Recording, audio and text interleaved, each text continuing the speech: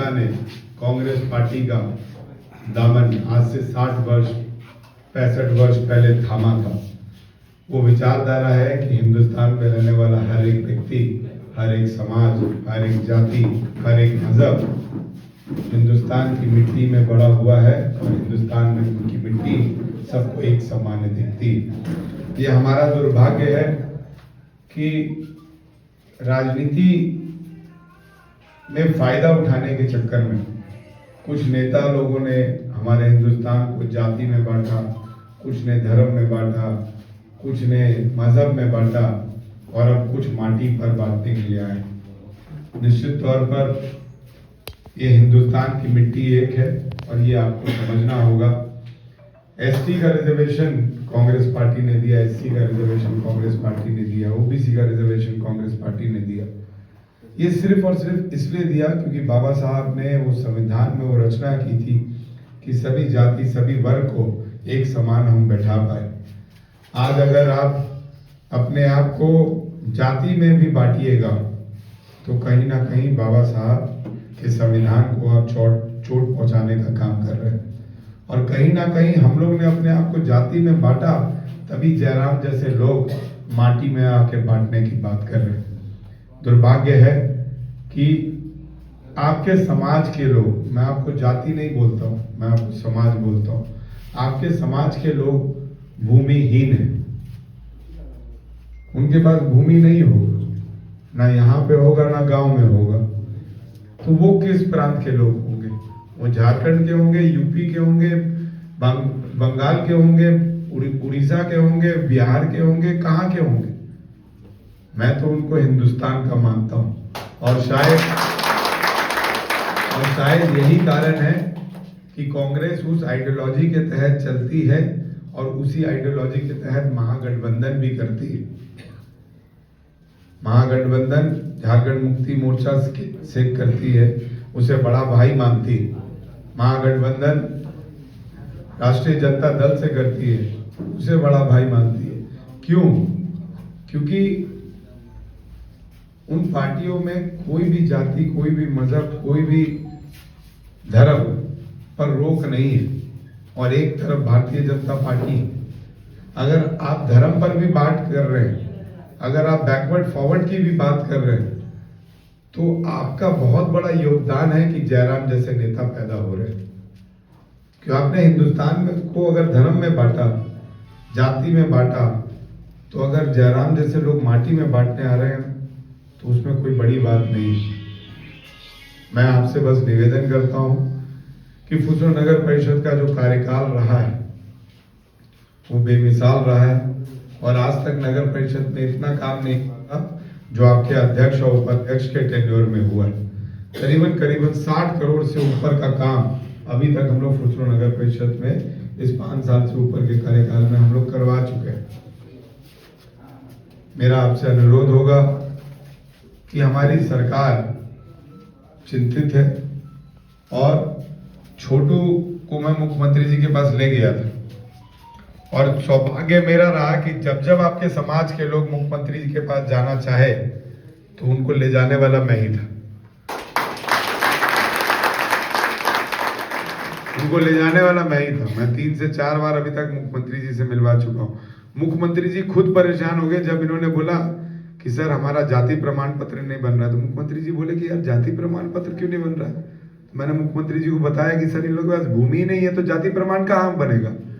तो मुख्यमंत्री जी ने बोला कि भैया भूमिहीन में भी जाति प्रमाण पत्र बनाना है। ये छोटू गवाह है, सामने बोला। लेकिन हमारे कुछ अधिकारी जो है वो अभी भी भारतीय जनता पार्टी के इशारे पर चलने वाले अधिकारी। अभी भी आपके अशोक सिंह जी जो मेरे ही यूनियन के एफिलिएशन में आपका यूनियन चलाते हैं, उनको पापा ही मेरे इंटक में लाए थे और आज भी वो मेरे अभिभावक हैं।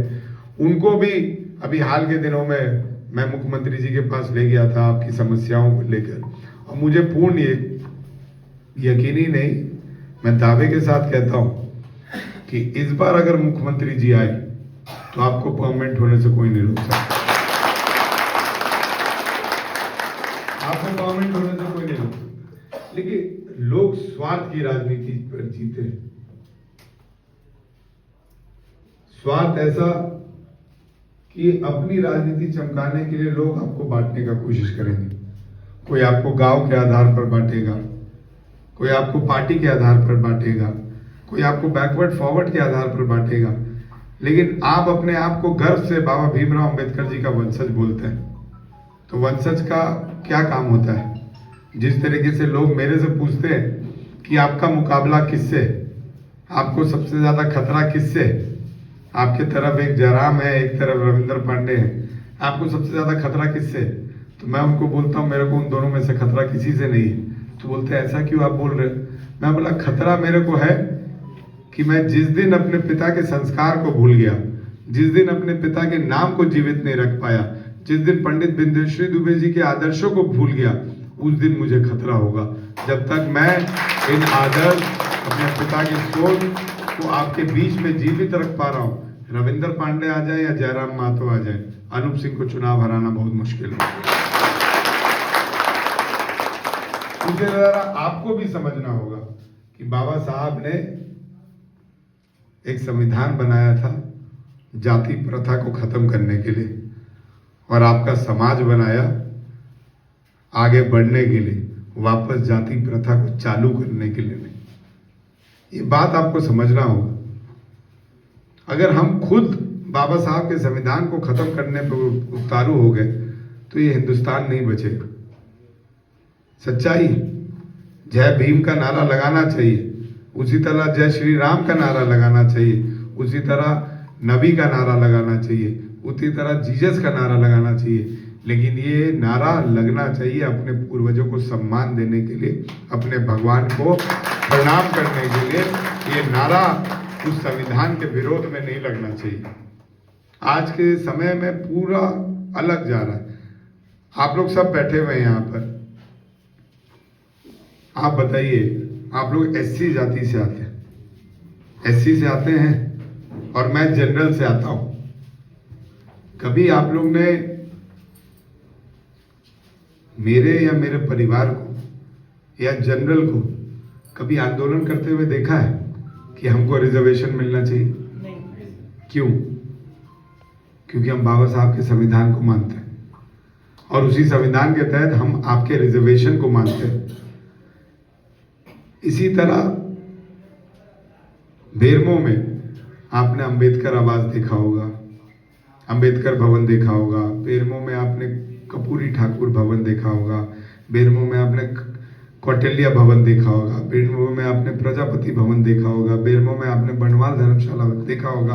और इन सब भवनों में एक बात सामान्य होगा कि उस भवन में मेरे पिता या मेरा योगदान जरूर होगा। लेकिन कभी कभी आप लोग ने बेरमो में क्षत्रिय भवन देखा है क्या? क्यों? क्योंकि मेरे पिता बोलते थे राजनीति करना है तो जाति मत देखना, और जाति देखना है तो राजनीति मत करना। मैं जिस दिन राजनीति से संन्यास ले लूंगा उस दिन जाके क्षत्रिय भवन मैं बना सकता हूं, लेकिन जब तक मैं विधायक हूं मैं अपने जाति के लिए नहीं, सभी के जातियों के लिए मुझे करना है। इसलिए आप लोग को मैं निवेदन करूंगा, भटकने की राजनीति मत करिए। जो लोग भटक रहे हैं उसे भी रोकिए, क्योंकि आप ही के कुछ भाई, आप ही के कुछ रिश्तेदार भारतीय जनता पार्टी में भी होंगे। तो भारतीय जनता पार्टी किस आधार पर अपना राजनीति को आगे बढ़ाती है? धर्म के आधार पर, बैकवर्ड फॉरवर्ड के आधार पर। ये मूल मंत्र है उनका,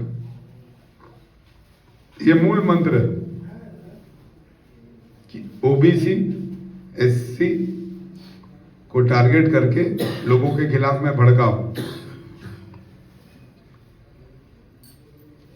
तो ये तो बाबा साहब का संविधान के तहत कहीं ना कहीं गलत है। ये बात आपको समझनी है, ये बात हमें समझनी है। लेकिन इतना जरूर कहूंगा कि आप लोग का जो विश्वास हेमंत सोरेन के प्रति है, जब हेमंत सोरेन ने सबको कर दिया तो इस बार लड़ाई सफाई कर्मियों की होगी, और वो लड़ाई को उस लड़ाई को मैं लड़ने का काम करूंगा। क्योंकि निश्चित तौर पर कोई भी राज्य का सुंदरता उसकी सफाई पर होता है, और अगर आप नहीं हैं तो किसी का घर, किसी का पूजा, किसी का दिवाली, किसी का छठ, किसी का मुहर्रम, किसी का बकरीद, किसी का धोरी माता का मेला, इस बेरमो में क्या, इस झारखंड में नहीं मन पाएगा।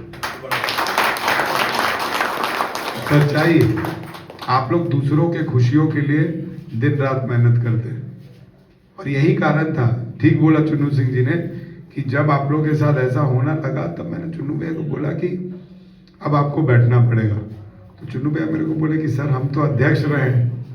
मैं बोला भैया आप विधायक प्रतिनिधि अब बन जाइए। चुन्नू भैया बोले कि सर आप जो बोलिएगा हम करने के लिए तैयार हैं। मैंने देखिए भैया, जो परिवार को आप छोड़ कर आए, अगर उस परिवार में जाके बैठिएगा नहीं तो अधिकारी जो है उस परिवार को खत्म कर देगा। इसीलिए मैंने इनको तुरंत विधायक प्रतिनिधि बनाया और आपके बीच में भेजने का काम किया।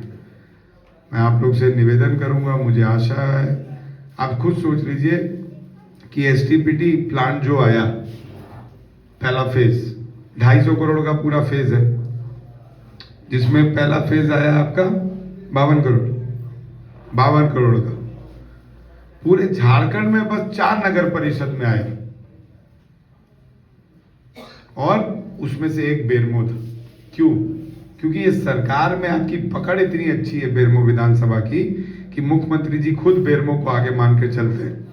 सभी को 50 लाख का स्ट्रीट लाइट दिया, आपको 1 करोड़ का स्ट्रीट लाइट मुख्यमंत्री जी ने दिया, मंत्री वही नगर परिषद के। तो ये समझना होगा कि हमारी सरकार आपके प्रति कितनी चिंतित है। मैं आपसे निवेदन करूंगा, और मुझे आशा ही नहीं, पूर्ण विश्वास है कि आप लोग के पूर्वज भी मेरे पूर्वज की तरह समझा कर गए हैं कि आपको किसके साथ रहना है और किसके के लिए रहना है।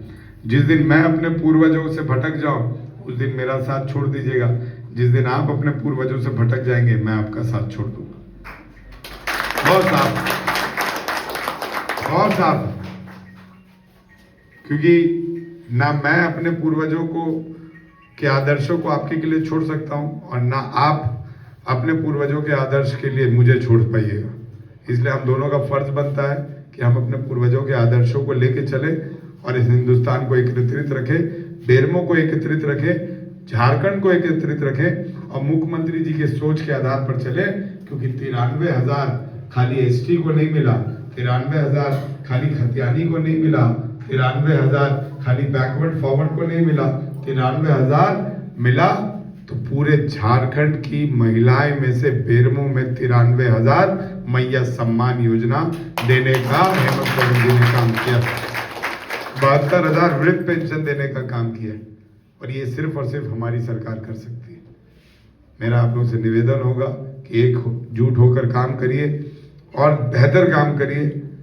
चुनाव में मतदान करिए, लेकिन अपने काम को पहले करिए, फिर चुनाव में मतदान करिए, क्योंकि हमें नागरिक सुविधा प्रदान करनी हमारी पहली जिम्मेवारी बनती है, वो हमारा कर्तव्य है।